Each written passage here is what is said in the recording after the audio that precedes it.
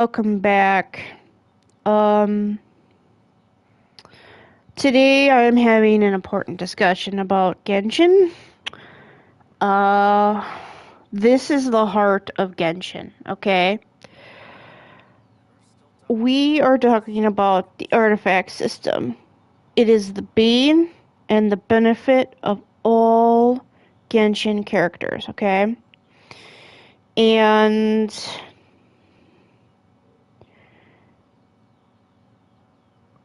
it is complicated, okay? And essentially, it is not catered to the player. And I'll be explaining that. So, without further ado, let's get into some basics, okay? Which I'm gonna pull up here. Alright, so we all know that artifacts, we want the big four substats, okay? Which are crit rate, crit damage, energy recharge, elemental mastery. Those are the big four for the so-called god tiers, okay? Um, so yeah, that's what you want to be going for, okay?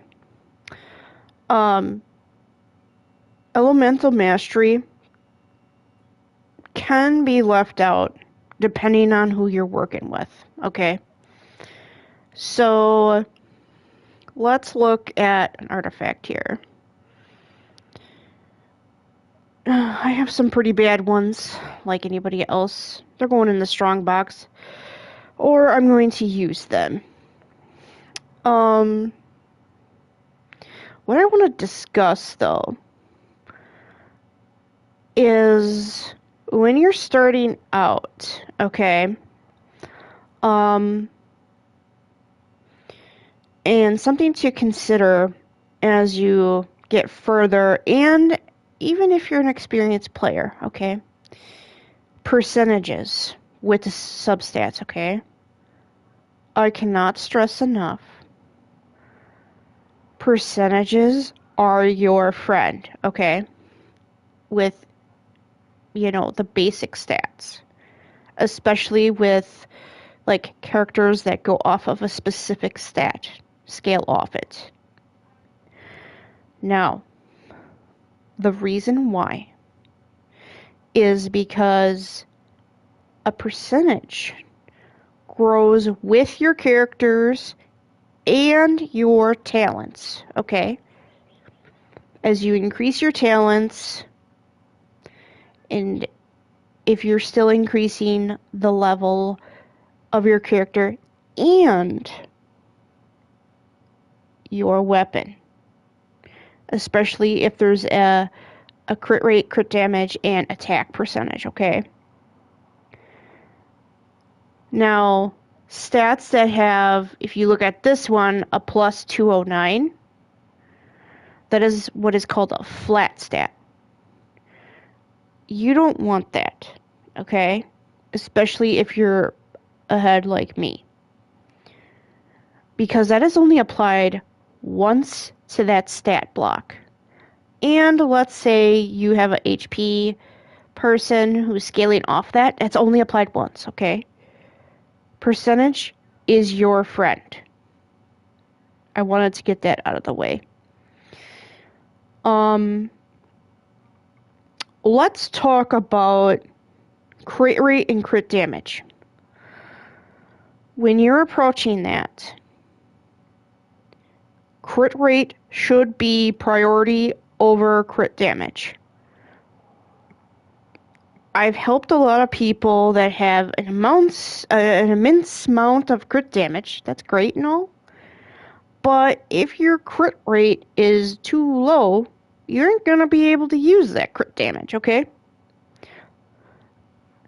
So, a good rule of thumb for crit rate.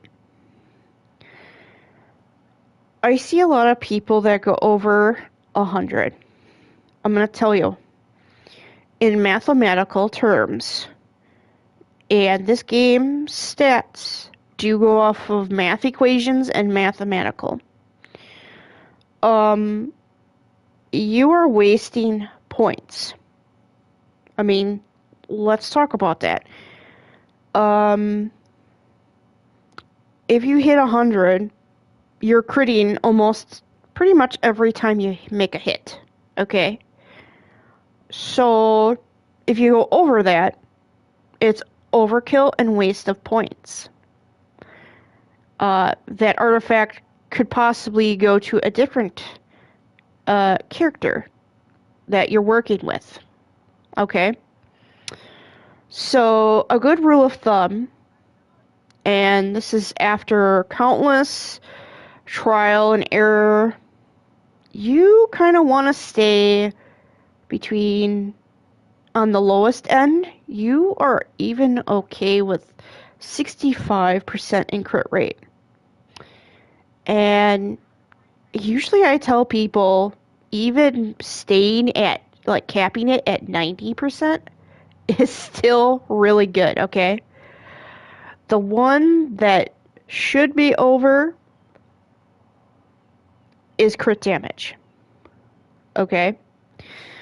But with crit rate, that, like, between those numbers are really good, okay? I can't stress that enough, okay? I've had to fix accounts because of that. But yeah, I just wanted to talk about that because I know that is the heart of everybody's artifact journey and woes and benefits, if we're really talking about it. Okay, so we got that out of the way. Another thing we want to discuss is elemental mastery. There are certain characters that need a high elemental mastery, okay? Nihida is one. Jingling is one. Just to name a few. Now, there are characters that you would think that would need high elemental mastery, but I'll give you an example of one. He's on a banner right now. The Wanderer. At first glance, you're like, okay, wait a minute. He's wind. He's animal. Yes. But he's a main DPS and he goes off of a Nemo damage. You don't need to sit there and put all this elemental mastery in him. Okay. He is actually catered around his amino damage. Because usually Anemos need elemental mastery. He is the exception that he don't need it. All he needs is Anemo damage, crit rate, and crit damage, okay? So he would be an example of an exception. And usually with elemental mastery, you want the total to be over 600. Okay? That is where the massive damage goes. And I just want to clear something up too with how elemental mastery works. I've had a few people I've had to help, and I usually explain this to them. You put it on the character that's going to trigger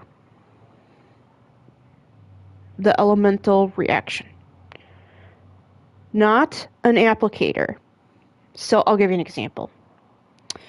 In a reverse melt team, which usually consists of Jingling, Bennett, Kaya, and usually Rosaria. Rosaria can be substituted for Chung Young, okay, if you don't have Rosaria.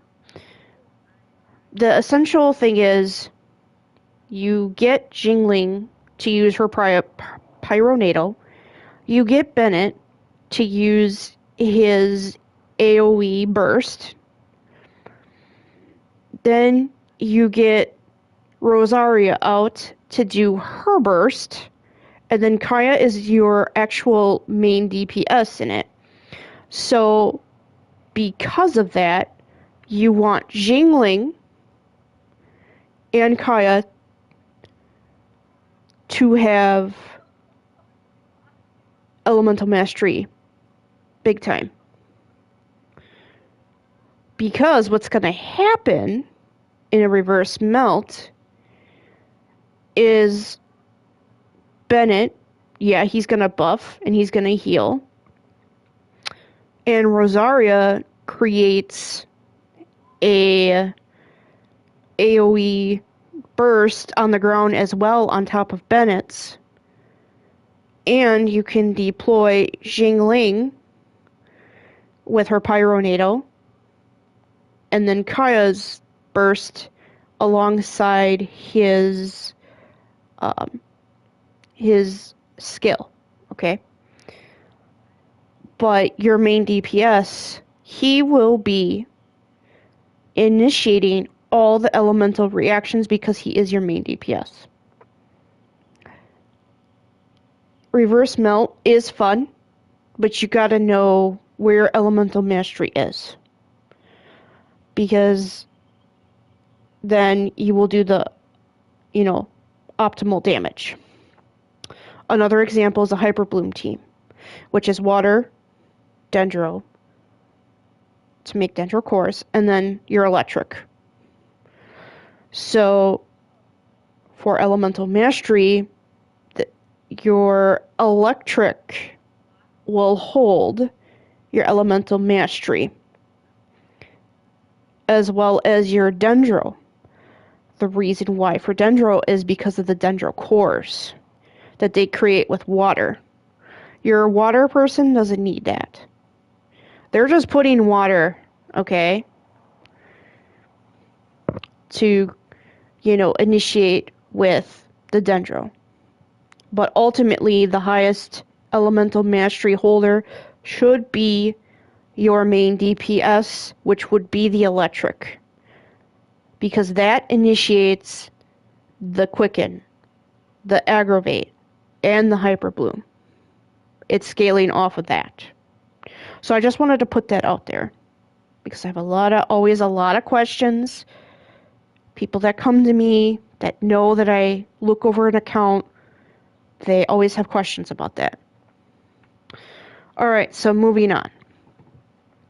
So knowing all that, let's talk about energy recharge, okay? So for that, we need to look at a character. Let's look at my Arlecchino.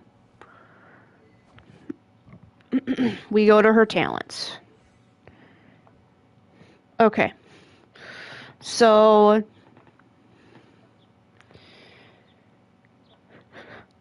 we go to the burst. And you're mainly looking at the energy cost, okay? You see that's 60. So her energy cost to be able to use her burst costs 60 energy. Now, everybody starts with 100%. To find energy recharge for a character is so simple. All you need to do is add 100 to 60 and you get 160. So, technicality, you just need 160% of energy recharge. That is like the bare minimum for Arlecchino. Okay? After that number, it is turning into a spamming number. Meaning that it recharges fast and you can keep using.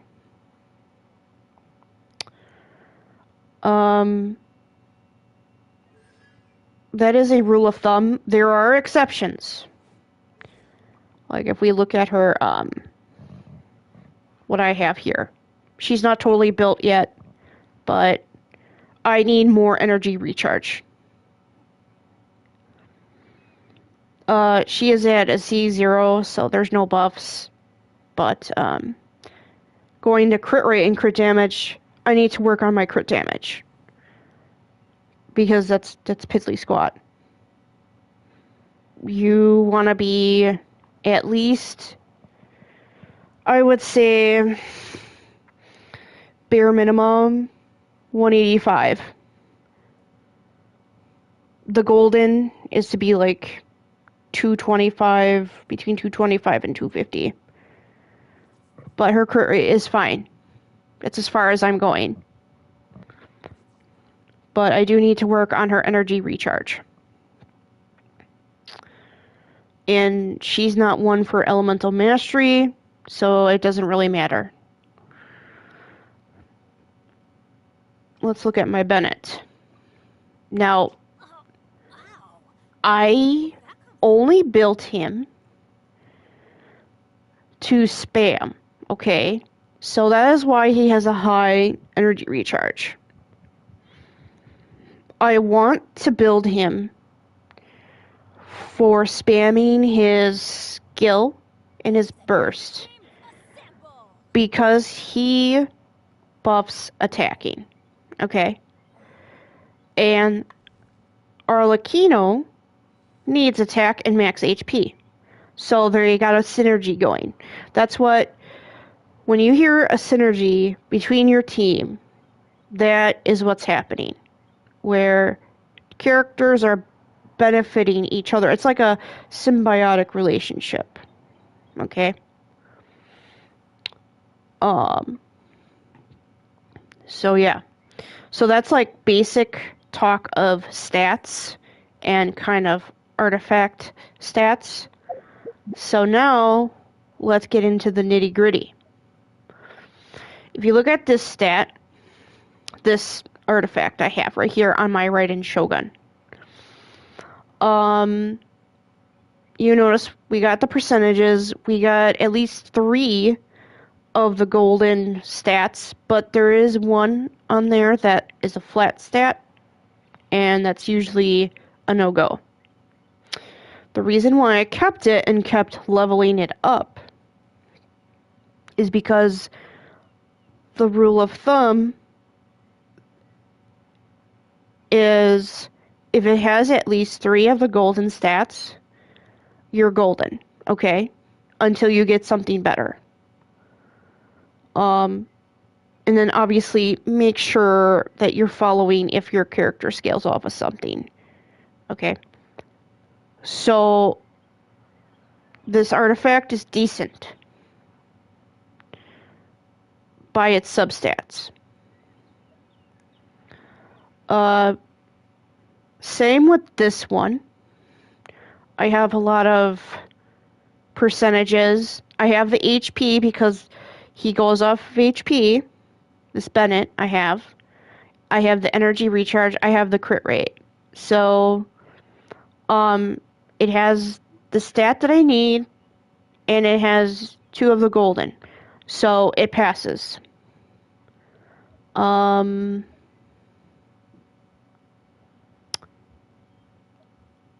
Now, looking at this one, you notice how we have crit damage, energy recharge, and attack percentage. Out of the golden, we have 2. Now, attack percentage. I'm going to talk about that.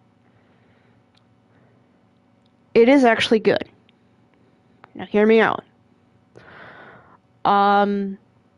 It's multiplied, because that's what basically the percentages are. It's multiplied.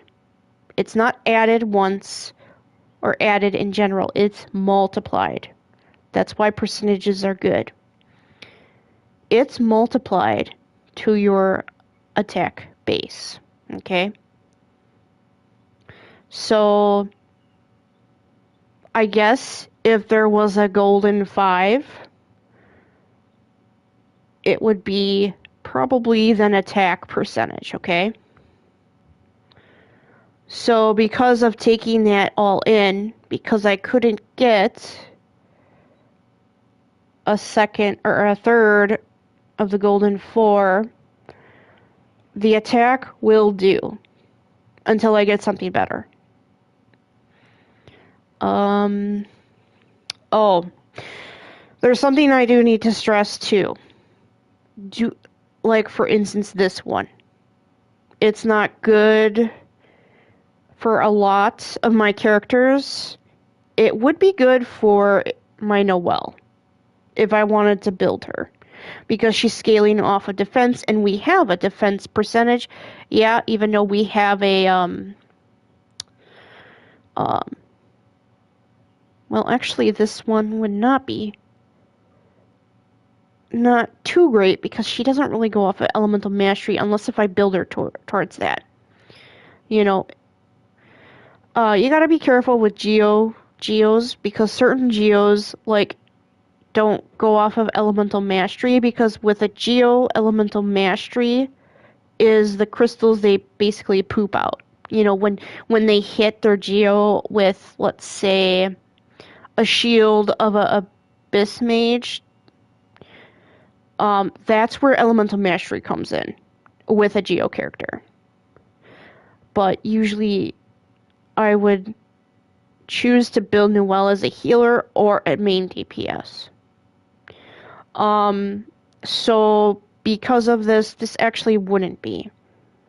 I mean, I could put it on if I didn't have anything else good for the time being.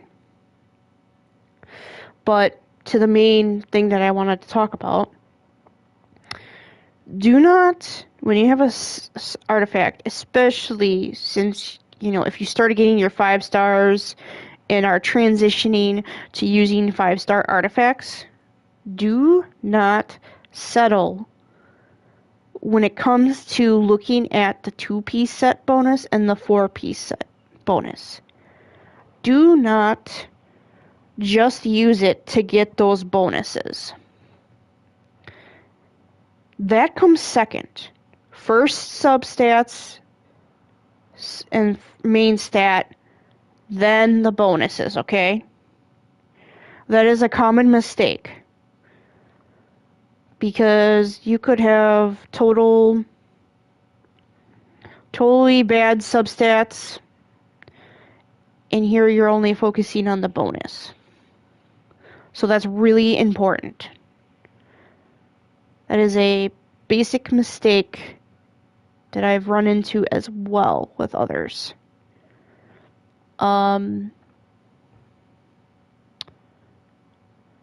So that's kind of the overview. Also, I want to talk about something. We have your plumes. Well, actually, it would be flower. Flowers will always have main stat of HP. Plumes will always have attack. You actually want to save after that, any artifact for the time being that has elemental mastery. That stat, like this one, is actually really rare to drop, or to, I guess, roll when you get your artifacts. That is like one of the lower tiered of probability of getting that. So keep that one in mind.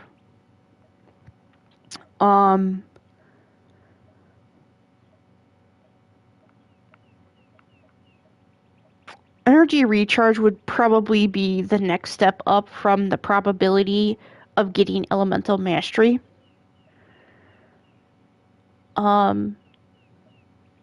It's not really that common, but I think that's pretty much it that I wanted to kind of give you the lowdown on. Obviously, keep your crit rates and crit damage, you know. Your sands and your... Well, actually, that would be more on the circlet. Your crit rate and crit damage is more likely. I don't think they're not on goblets. Goblets are the uh, the damage bonuses. But yeah, quick thing is, your elemental damage bonuses, they're good too. As long as the artifact has decent substats.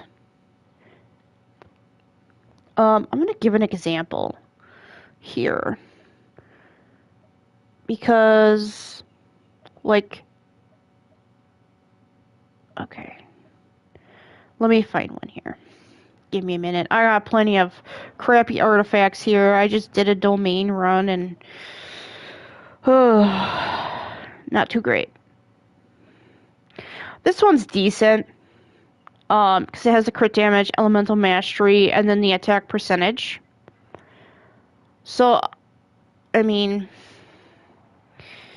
it's decent.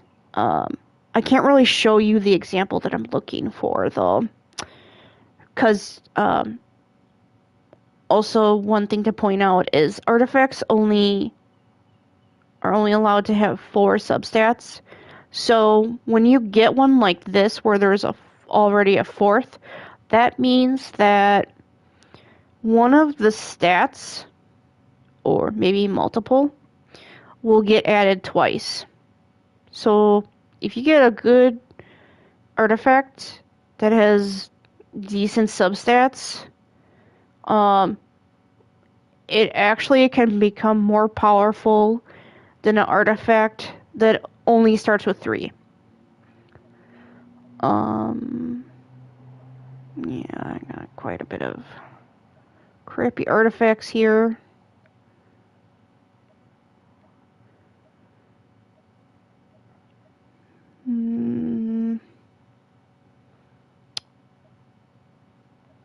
We want to do one with 3, not with ones that have 4. I might have to do a purple artifact just to show you. I gotta go through my artifacts and weed out the bad ones. It's been a while.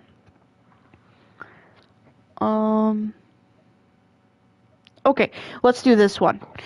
So this is a Desert Pavilion Chronicle.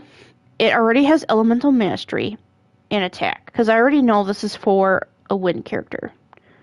So I'm hoping to get crit rate, crit damage, or energy recharge, because I already have the elemental mastery, and Anemo characters, for the most part, need elemental mastery to do the most optimal damage. So let's go to this. Usually you can tell if an artifact is good by +4 or +8. But usually +4 will give you kind of a indication. So let's do that. Let's get it to +4, see if this artifact is going to be doable. Alright, here we go. Moment of truth. Alright. Well, it ain't looking too good. And I'll tell you why. All artifacts that you level up, they are inclined to the flat stats, especially defense. I am going to go to 8 because I'm going to give it one more chance, and that will really tell me if this artifact is any good. So far, we're not off to a great start, but remember what I said. Even if they have 3 decent substats, they are considered good. So I'll get another substat at +8. So let's take a look. What is that going to be? Okay, so it is okay until I get something better, because I have the crit rate, I got the elemental mastery, and even though I don't fall within the golden 4, we fall into the golden 5, which attack percentage is okay.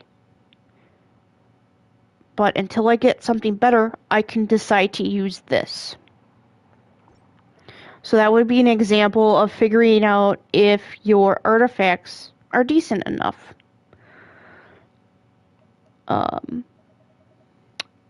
I want to talk about the strongbox, since I said that I was going to throw a couple of these in the strongbox. Now, I'm sure you've heard and maybe experienced how it seems like the strong boxes are more or less scams.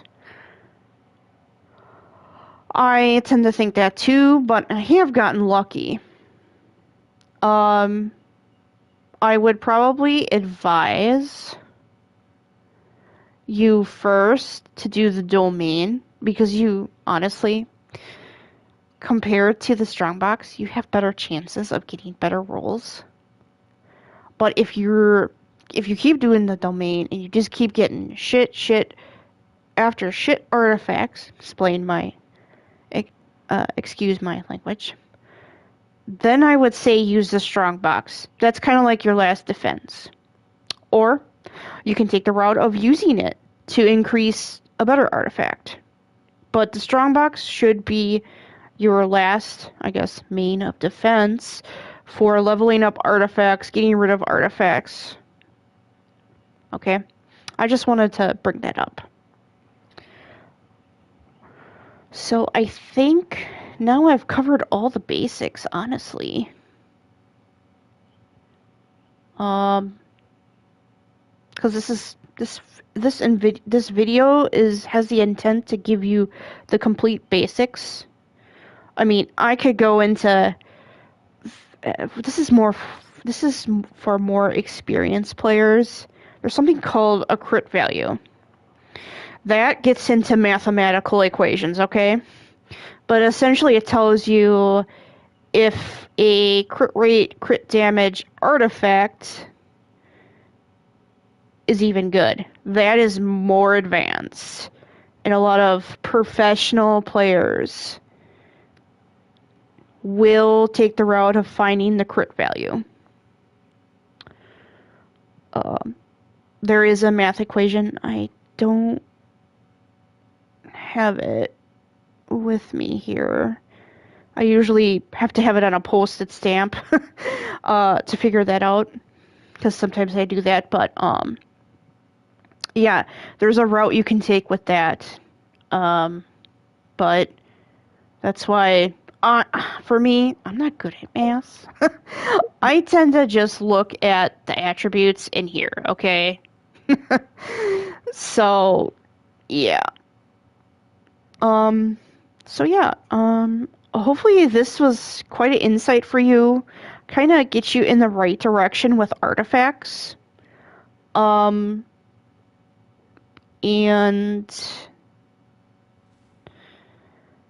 you know, you can implement it on your account and kind of be like, oh, okay, I can do this. I know now, you know, what to look for and stuff. So the takeaway is you want artifacts with the golden 4, and if perchance you get an attack percentage, that's okay until you get something better. You want at least 3. I mean, having the golden 4 on an artifact, of course, that's going to be like the best standard. But we all know that doesn't happen too often, or as much as we want it to. And yes, artifacts are inclined to the flat stats, mainly defense, then comes HP, then comes a flat attack. They are not inclined to the percentages and the golden 4 or golden 5. So I do have the percentages I figured out here, but I think I'll save that. Maybe I'll save that for if I want to go in depth with the crit value and the percentages.